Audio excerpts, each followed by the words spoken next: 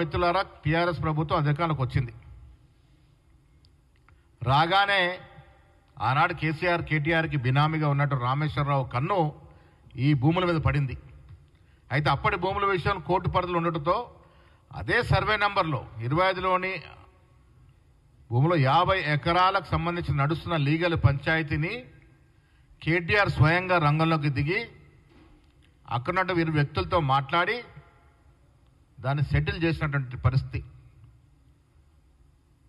కేటీఆర్ గారు రంగంలో దిగి సెటిల్ చేసిన 50 ఎకరాలు ఎక్కడిది అంటే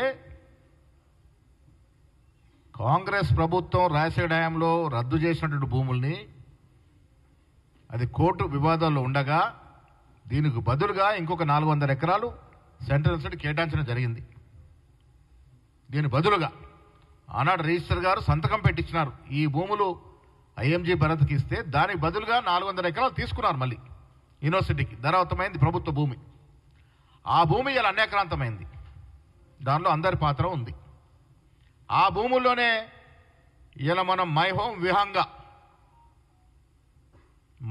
విహాంగా అనేటువంటి ఒక బహు అంతస్తుల భవనం అక్కడ వెలిసింది.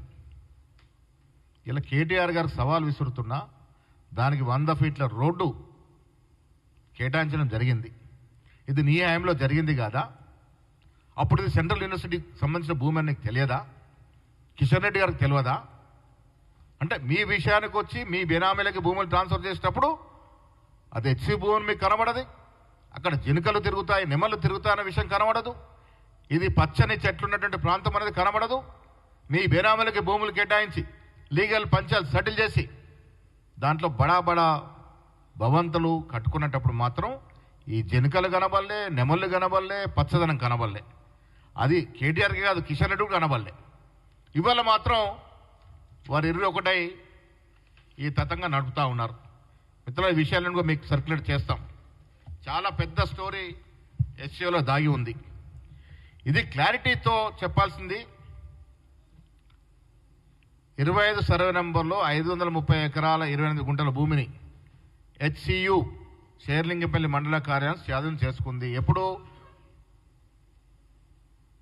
ఈ భూమిని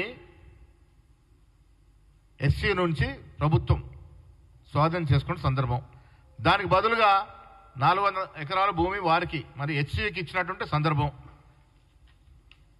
దీని బదులుగా శేర్లింగంపల్లి మండలం గోపల్లి గ్రామంలో సర్వే నెంబర్ దీనికి ఆనుకొని 36లోని 195 ఎకరాలు 36 గుంటలు, సర్వే నెంబర్ 37లో 255 ఎకరాలు, సర్వే నెంబర్ 397లో 16 ఎకరాలు ఇవన్నీ కూడా హెచ్సికి బదిలీ చేయడం జరిగింది.